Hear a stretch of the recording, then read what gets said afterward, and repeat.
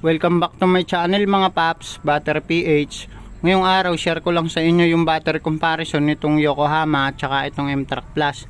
Bali yung gagawin nga pala natin ng battery comparison itong Yokohama Premium saka itong M-Track Plus Chrome. Ayan, Chrome. Umpisahan na natin mga paps, tanggalin na natin yung battery sa box. Actually nakatanggal na yan, ayun o. Hehe.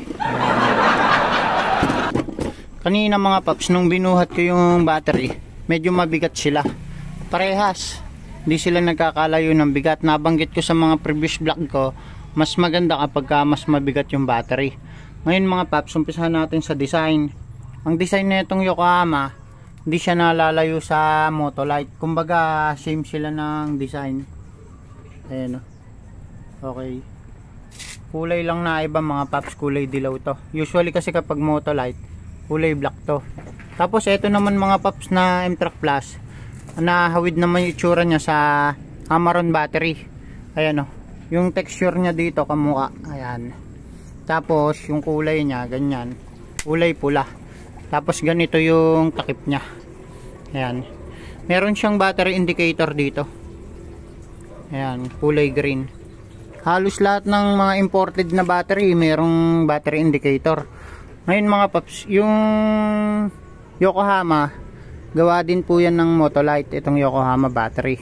Tapos ito naman M-Track Plus, gawa ng India, pero sabi nila sister company yung Amaron battery. Disclaimer lang mga paps, ano. Ito, made in Philippines, tapos ito made in India. Ngayon mga paps, dito sa ilalim, kung mapapansin nyo, meron siyang yung parang nakalabas dito, nakausli. Yan. Yung iba kasing sasakyan mga paps, meron siyang lock dito sa ilalim. Kagaya nung kinabitan ko nung isang araw, yung Hyundai Accent, nandito sa ilalim yung lock niya. Saka ito meron din siya dito. Pareha silang meron. Pero mga paps, yung 2SM na ito, wala eh. Walang nakalagay dito na ganyan. Okay. Yun lang, napansin ko lang. Importante din kasi mga paps, merong nakalagay na ganon. Tapos sa warranty naman, ayan, kung mapapansin nyo, yung warranty nya 16 months warranty, 1 year mahigit. Tapos dito naman walang nakalagay, pero ang warranty talaga nya 18 months mga paps. Ang size na ito mga paps, 3SM. Itong Yokohama, ang benta ko po na ito 5.5. Sa M-Track Plus naman 5.5 lang din. Pinagparehas ko na lang sila mga paps. Pero actually mas mahal yung M-Track Plus compare dito sa Yokohama. Kaya lang ginawa ko na lang din parehas na 5.5 para kahit papano nakahabol siya sa bentahan ganon. Yung iba kasi mga paps naghahanap talaga ng mas mura. Ngayon kung mas mura sa akin mga paps 5.5, depende kasi sa location yan mga paps. Pero dito kasi sa probinsya sa amin, ganyan ang bentahan mga paps. Kumbaga mataas ang price war dito sa amin. Di kagaya sa gawing Manila, mas mahal ang battery. Magagaling yung negosyante doon, nagpapataasan sila. Okay mga paps, ito namang nakalagay dito na parts number. Ayan o. Ito, yung BH95D31L. Etong BH, hindi ko alam ibig sabihin nito mga paps eh. Pero itong 95 na number na to, ito yung load capacity ng battery. Yung kuryente, yung lakas niya o yung pinaka-ampere ng battery, ganun. Ayan, malakas kapag mas mataas yung nanditong number. Tapos yung letter D, based lang sa observation ko, ang ibig sabihin yan yung sa battery terminal. Kapag letter D, malaki yung malaki yung poste. Ayan o, kagaya nito letter D din yung nakalagay. Ayan, 95 din. Letter D, malaki yung niya, poste. Yung iba kasi mga paps nakalagay dito B. Ito kagaya ng Yokohama na NS60 Pakita ko sa inyo. Okay. Ayan. Ito mga paps, nakalagay sa kanya B. Yung poste nito maliit. Nilalagyan lang nila ng extension para kapag yung malaki na clamp na ganun kakasya, pero maliit talaga siya. Ito, tinatanggal lang tong extension na to eh. Okay, based lang sa observation ko, yun ang ibig sabihin ng letter D. Tapos sa 31 naman, yan yung size ng battery mga paps. Hindi ko alam kung milliampere o inches. Pero yan ang size, basta 31 na, sa 3SM yung size niyan, ayan o. Tapos yung number naman dito sa dulo, yung letter L, yan yung ano, yung sa battery terminal, kung reverse polarity o normal lang. Pag nito letter L, nasa kaliwa yung positive, ayan o. Ayan, nasa kaliwa. Tapos kapag naman R yung nakalagay doon, nandito naman sa kanan yung positive. Same sila nito, letter L, nasa kanan yung, nasa kaliwa yung positive nya. Ayan. Okay, kailangan nakaharap sa inyo yung battery para malaman nyo na tama na nasa kaliwa. Ayan. Kailangan nababasa yung sticker nakaharap sa inyo. Ayan. Tapos yung nya, yung AH, ito pala 70. Ayan, 70 siya. Dito naman sa Yokohama 75. Mas mataas yung nakalagay sa kanya dito, 75. Tapos yung CCA 600. Dito naman 600 din. Pero lalabas naman yung actual CCA niyan mamaya. Testingin natin. Gamit tayo ng battery analyzer. Tapos ito 125 yung RC minutes. Di ko alam din ibig sabihin nito mga paps eh. Pa-comment na lang ako mga paps kung may nakakaalam sa inyo. Ayan. Ngayon gamitan natin ng battery analyzer. Check natin kung ilan yung magiging output ng CCA ng battery. Umpisa natin dito sa M-Track.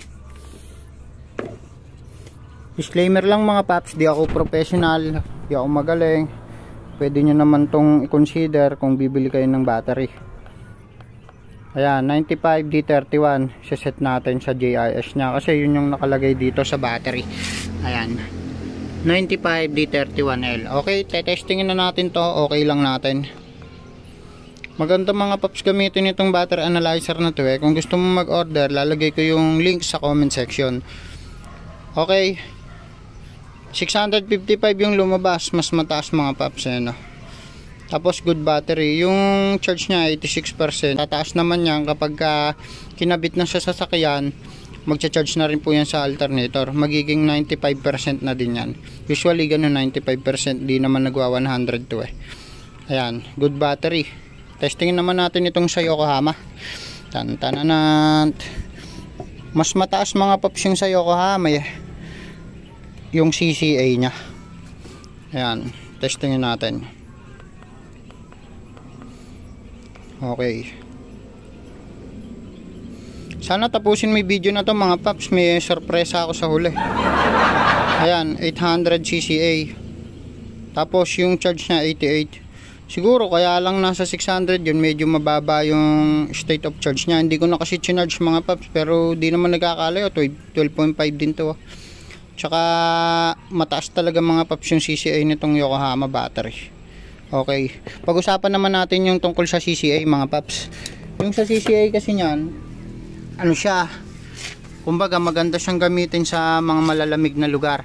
Kasi kapag pala malamig yung makina, medyo hirap yung battery. Tsaka meron kasing parang chemical reaction sa battery kapag nalalamigan pala yung battery, ganun. Yun ang sabi ni Google. Ngayon mga paps, itong mga battery na matataas ang CCA, maganda siyang gamitin sa mga cold climate na lugar, kumbaga malalamig na lugar, kagaya sa Alaska, USA, Canada, Norway, Russia, Mongolia, China, Iceland. Ayan mga paps. Pero dito sa Pilipinas mainit naman, kaya sabi ng iba hindi naman daw importante na mataas yung CCA. Pero based lang sa experience ko, maganda mga paps mataas yung CCA ng battery. Tsaka tinignan ko mga paps sa mga SUV pala, kailangan ang required na CCA ng battery nasa 600 to 800 ang CCA para kumbaga mapa-start niya ng maganda yung sasakyan o mabilis kahit na nasa malamig na panahon. Halimbawa, kagaya nitong sasakyan namin Montero, hindi siya madalas gamitin, pero pagka in-start mo siya, malakas pa rin yung battery, ganun. Kaya pala mga paps, kapag malamig yung panahon, halimbawa tag-ulan o malamig na panahon, laging nag-uulan na, yung battery pala medyo humihina. Meron palang nangyayari na bagas sa battery, yung chemical reaction nga ba, ewan ko, basta ganun sabi ng Google eh. I-google nyo na lang Ito naman mga paps, itong M-Track Plus silver alloy yung gamit niyang materials. Tapos itong Yokohama full calcium. Sabi ni Google, parehas lang daw po yan maganda. Pero meron kasing pagkakaiba yan. Ngayon, share ko lang po sa inyo. Disclaimer lang po, pwede po akong magkamali, pwede namang hindi, pwede nyo naman akong paniwalaan, pwede rin hindi. Pero di po ako naninira, okay. Itong M-Track Plus mga paps, silver alloy po yan. Ang pagkakaintindi ko, maganda daw po yung gamitin dahil mas matibay po yung mga materials na gamit kasi silver alloy na nga po. Mas malakas yung resistance niya sa init o kapag sa overcharging, di basta-basta nasisira. Halimbawa, madalas gamitin sa sasakyan, laging biyahe ng biyahe, mas malakas yung mas malakas yung resistant ng battery, ganon. Sa aking palagay lang din mga paps, dahil silver alloy na nga po yung gamit niyang materials, mas mabilis dumadalo yung kuryente sa kanya. Ang napansin ko lang dito, dahil nga maintenance free na tong battery, yung takip niya mga paps, parang low maintenance din siya. Ang advantage naman nitong mga paps, kapag halimbawa wala na po sa warranty yung battery na to, pwede nyo siyang buksan tapos dagdagan yung distilled water. Disclaimer lang po, pwede nyo naman pong subukan gawin, pwede naman din pong hindi. Pero sa mga previous vlog ko kasi may nabasa ko, ganun po yung ginagawa nila. Kahit yung Amaron battery mga paps, tinatanggal nila yung takip na ganyan tapos dadagdagan nila ng distilled water. Actually ako dito, yung sasakyan namin naka-Amaron ako, tinatanggal ko yung takip, dinadagdagan ko po yun ng distilled water. So far okay naman mga paps. Sa Yokohama naman, full calcium maintenance free. Ang advantage pala mga paps ng full calcium, hindi basta-basta madidrain yung tubig. Kumbaga nakadesign talaga siya na maintenance free. Di nyo na kailangan magdagdag ng tubig kapag ka full calcium. Pero depende rin kasi mga paps sa paggagamitan nyo. Kung halimbawa pang grab, halos araw-araw kasi biyahe nun, malalayo pa kung minsan. Talagang yung tubig ng battery, madidrain po yan. Dahil nga po kulo ng kuluyan sa loob kapag ka nagcha-charge sa alternator ng sasakyan. Based din sa experience ko mga paps, yung mga pinagpalitan ng customer ko, Yokohama Premium yung battery, kapag chine-check up ko sila, tinitingnan ko kasi yung tubig niyan sa loob gamit yung hydrometer tester. Ngayon makikita ko yung tubig niya halos kompleto pa.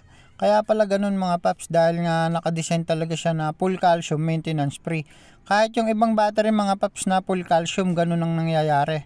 Hindi basta-basta nadidrain yung tubig niya sa loob. So overall naman mga paps, parehas naman silang maganda. Para sa akin lang, sulit na sulit yung M-Track Plus. Matibay po kasi yung mga materials na ginamit dyan. Tapos eto namang Yokohama, mabigat, mataas ang CCA, maganda rin siyang gamitin. Kaya kung bibili ka ng battery, bumili ka na, parehas, dalawa bilhin mo, hehe. Nabanggit ko kanina may surprise ako. Ang surprise ko mga paps, wala naman talaga. Na-scam ko kayo, no? Pero sana mag-subscribe ka na sa aking YouTube channel. Yun lang po, sana nakatulong. Maraming salamat.